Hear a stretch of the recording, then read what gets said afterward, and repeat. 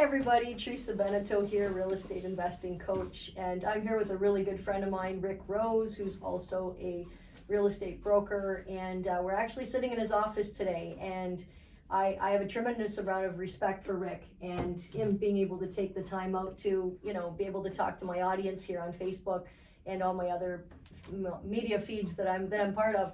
And today, what we're gonna really pick at Rick's brain today. I know he really likes that. He's always up for the challenge, which is awesome. And I'll tell you, this guy's on fire. And I was just sharing before we went live that literally when I'm standing next to him, I feel like I'm not even moving. So this is awesome. So Rick, thank you for taking the time out today. Always a pleasure with you. Hi, everyone. So you're a real estate broker. You are just in Windsor, Ontario, Canada. It's where I specialize. Yeah. Yes. Over 30 years. Over 30 years. Yeah. Where's You the don't time look. go? You don't look that. You don't look a day over 31. How does that happen? I'm 37 Oh, actually. 37. So, I mean, there's so much going on in the marketplace. I mean, you and I have basically been born and raised in this area. We've been both in the business for 35 plus years. And now we have seen ups, downs, recessions. We've seen it all. And a lot of my listeners, when they're on my feeds, is some of the questions that'll come up is in regards to what is the market like? Like, is now a good time to sell? Is now a good time to buy? What would be your thoughts? We should probably say that we're at the end of November of 2024. Yes. So I'll give Fair. you my answers based on where we are now. We went through all of that stuff in 2024, 4 years ago, whatever. And that it was wonderful then and created a whole bunch of problems. But recently, to be very honest, the past 3-4 months, the buyers have disappeared, the sellers have disappeared, everything has been very slow. And then a few things happened within the past week or two. Trump got elected. He's an American, we're in Canada. Trump got elected, but the day after, the stock market went through the roof. Everybody for the past 3 or 4 months, I believe, was kind of holding their breath. I don't know what's going to happen. Let's wait to find out. And that's actually a bad thing then, but kind of a good thing for the future. Trump won. Bank of Canada reduced their rates by half a point. I mean, that's wonderful. I'm really expecting, I don't think half a point again in December, but I really do think a quarter point in December. Okay. And then again in January, probably another quarter point. Okay, well, that makes people, it's becoming affordable again. We don't have to pay 7% for a mortgage. So there are a whole bunch of factors and points. I actually see next spring being incredible. I think 2025 is going to be pretty good. Most of the things that I've seen, probably looking at about a 5% increase in real estate values. Wow. in this Windsor area. Did you hear that? 5%. Did you hear that? Predicted. This is awesome. I hope everybody's taking notes out there, because these are some golden nuggets that are coming up, especially if you're in this marketplace, or even if you want to invest remotely. You do not have to live in Windsor, Ontario, Canada. You can be anywhere and invest in this marketplace. So don't think for a minute that you're limited because of your location either. Absolutely. We have property management companies here that do a very, very good job. There's about 3 places in Canada right now, just to that point, that are still recommended to invest in. And Windsor, I think, sits at number 2. Used to be Hamilton, used to be GTA, there are places there. That's pretty much been all renovated. Hard to get really good positive cash flow there. For example, probably be sold by the time you see this. I actually have a duplex. It's a 2+1 right now. You can get it for $435,000. If somebody buys that, your mortgage payments are about $1,800 a month. This is just as an example.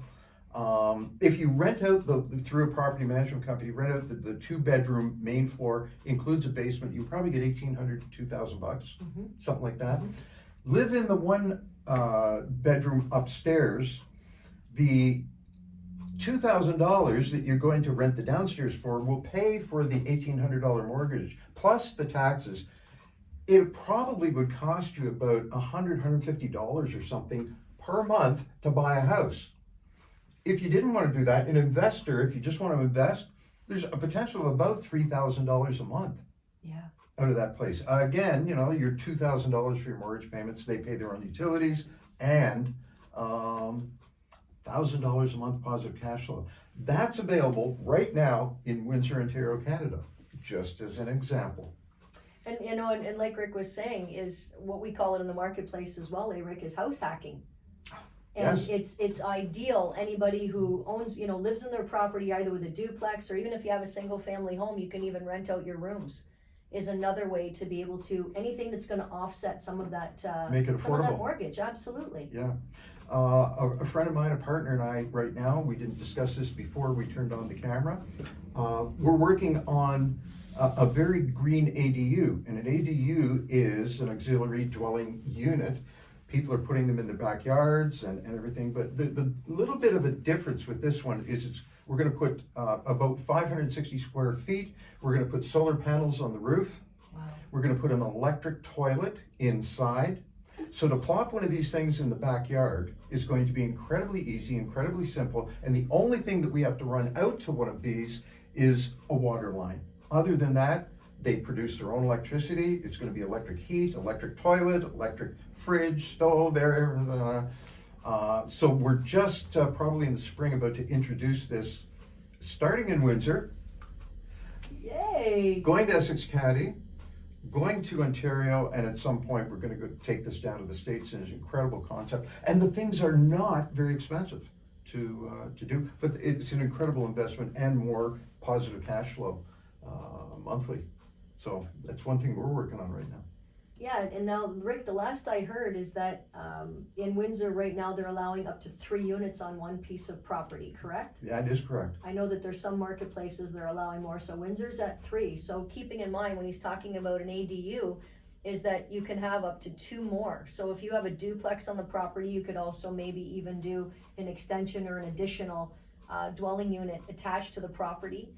They'll even allow a separate dwelling unit, SDU, I know the acronym. But the separate dwelling unit is that now they'll actually be able to let you do garage. Yes, So there's different things that you can do. So again, it's making that same piece of real estate more valuable. and creating housing. Absolutely. And There's at the end of the day, definitely you a need that. need. Yes. Yeah, Yeah, absolutely. 100%. Yep. 100%. Now, interestingly enough, is that, so when you're saying all you'd have to run is a water line, so there's no sewer, there's no permits. There's nothing to do with the sewer then?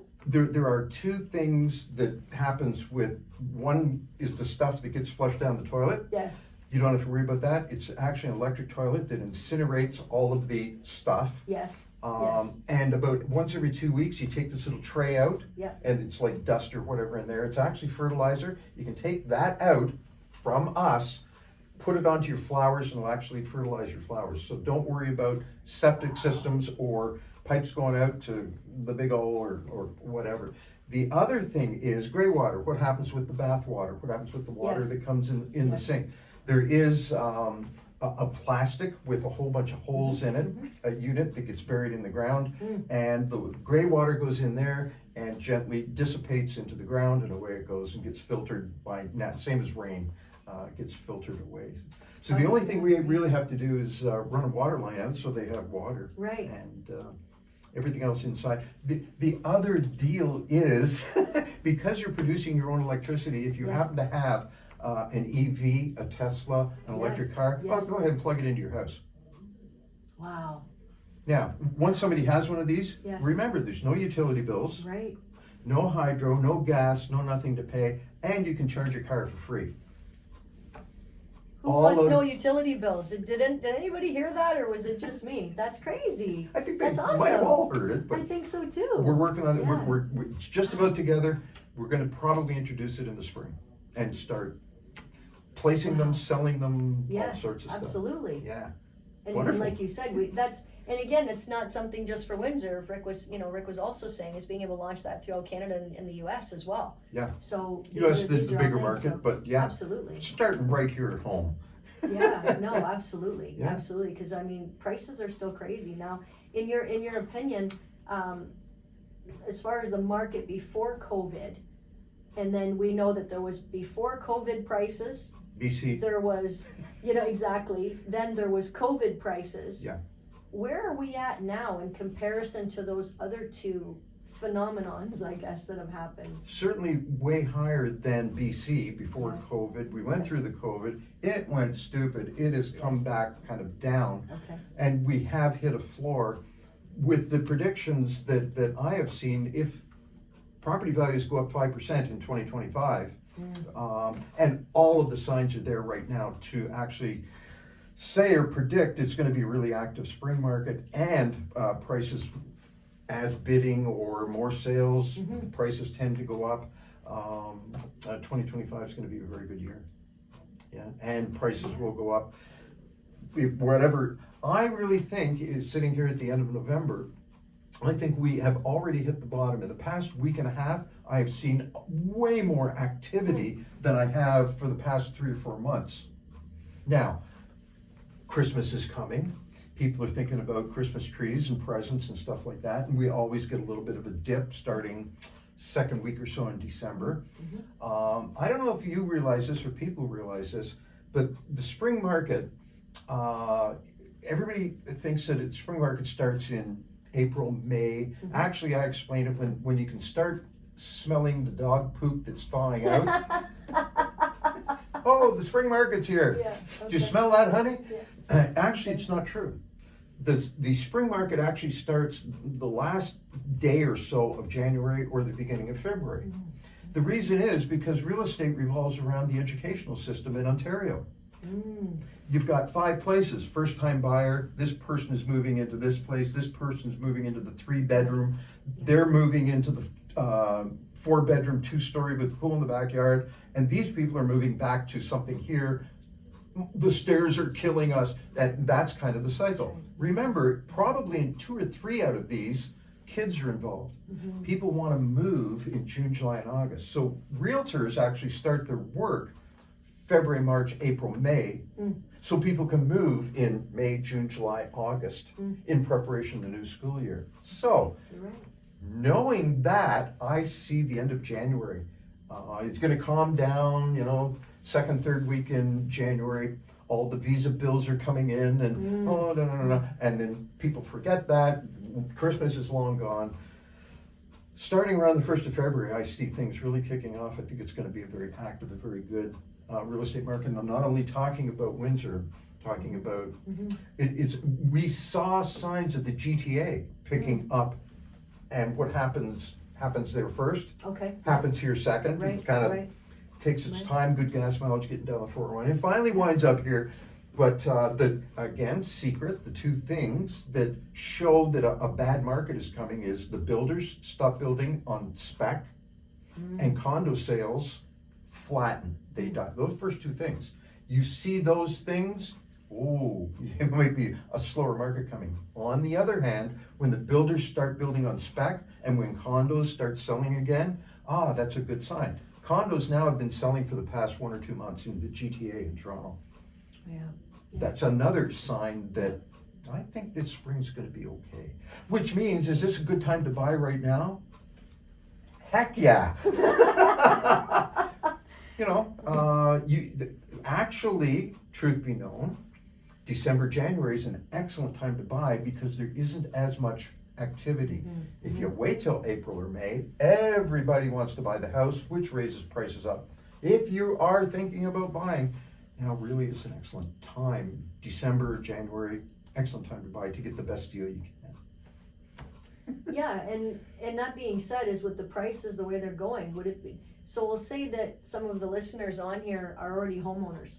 What are some of the things that you could recommend that they could do that maybe would raise the value on their property? So that maybe, I know that you're not into the mortgages, but just the part of raising the values on their current asset so that they could, maybe add on to their property or do these other, You're just after all my secrets, aren't you? do you see that? I'm pulling, guys. I'm doing it for you, right? I'm pulling over here. Well, so. I won't let you down. Honestly, the first thing you can do is make sure your kitchen is, very presentable, because the first place the woman goes is to the kitchen. the first place the guy goes is to the garage, if it has a garage. Other than that, they go down to the lower level rec room, check stuff like that out. So the kitchen probably is the most important. And it really, if you do it right, does not cost a lot of money to completely rejuvenate your kitchen. Right. It really doesn't. As a flipper, a buyer of investment properties, we Yes. both know, Yes. if you do it right, hire a coach, we'll coach you through. So kitchen, bathroom, you know, some ceramic tiles and new tub and stuff like that. Really isn't expensive to do that if you do it right, if you're getting good advice. Those are the two things. The best bang for your buck, paint job.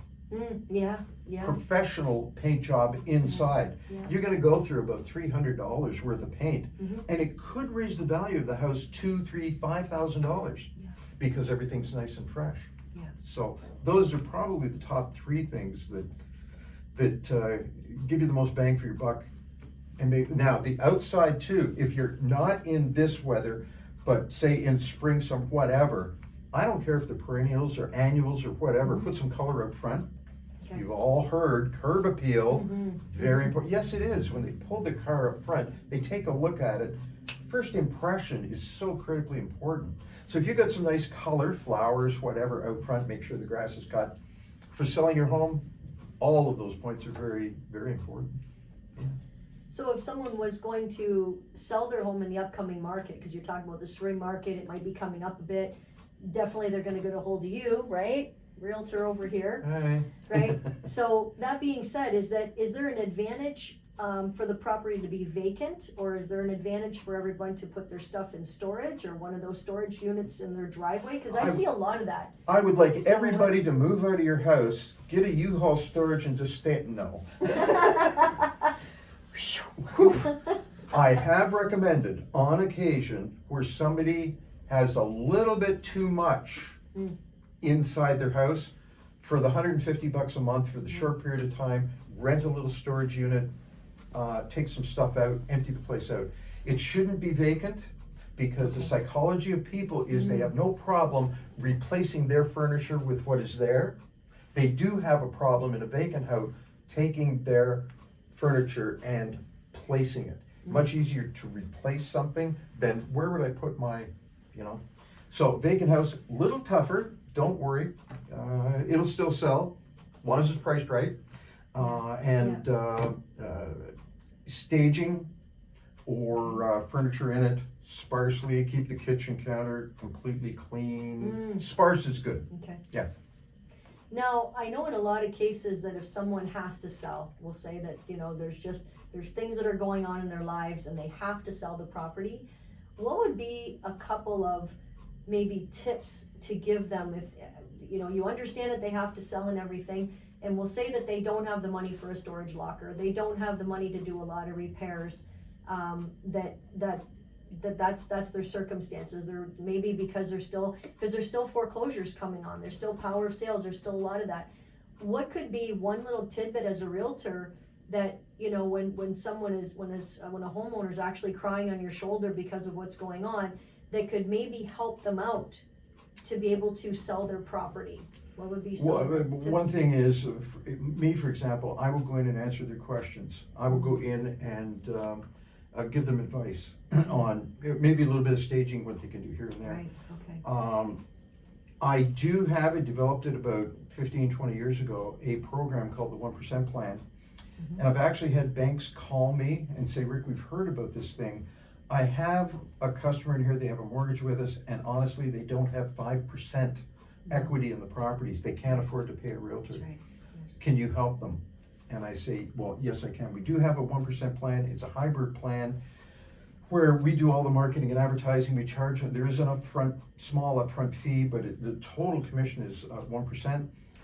And that's probably the best way, money-wise, that we can help people, is take it easy. Now, it is a hybrid plan. There's certain things that we do as realtors, or I will do. certain things that they have to do, such as That's right, they will show their own house. right. But who Right, knows yeah. better about their house than the Absolutely. actual owners? Absolutely. Better me walking out, I've never seen the place before. Hey, come on in. This is the kitchen. That's right. This is my dog Booty. Right. This- Whatever. Right, right. So there are things that can be done. Some people are underwater. I have a mortgage broker right now who, if you got your place at 1.2% or something mortgage and you're about to redo it at 5% or whatever, there are certain creative techniques that, I say this with all kindness, some of the younger agents with not that much experience don't know about. But I have one or two mortgage brokers who can help people where they're about to renew their mortgage and I can't afford the new payments or something. I'm not going to tell you, but there are certain things that can be done to help people in that type of circumstance. That's right. That's perfect. That's amazing. So, and I guess just in wrapping up some of this and packaging it is that, what would be, and I'm gonna throw you off here, so get ready, is what would you tell, what one message would you tell your younger self? What one thing would you want to tell your younger self, in regards to how entrepreneurial minded that you are and how successful that you are today and all the endeavors that you take on, all the, hundreds and thousands of people that you've helped along in your journey?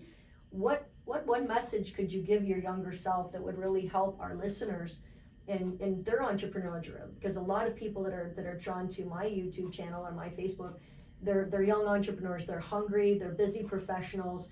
They're looking for lifestyle, and sometimes they get a little discouraged.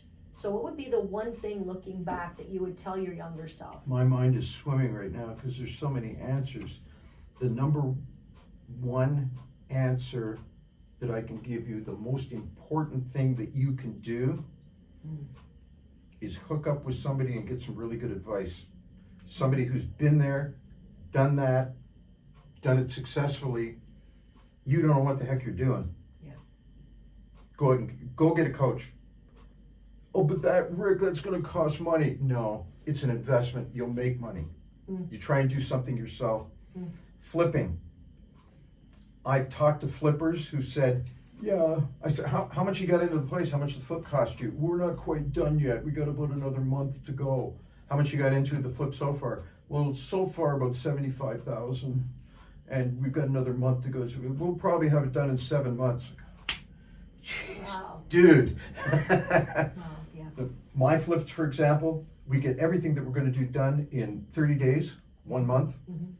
We're in or out, back on the market. Time is money. Yeah, absolutely. Yeah. Absolutely. So the first thing is go get some good advice. Talk to somebody who knows what they're talking about, Teresa, and go from there. The other thing, if I was going to tell myself something, I probably would have told myself, no matter how you do it, son, me, buy investment properties earlier in your life.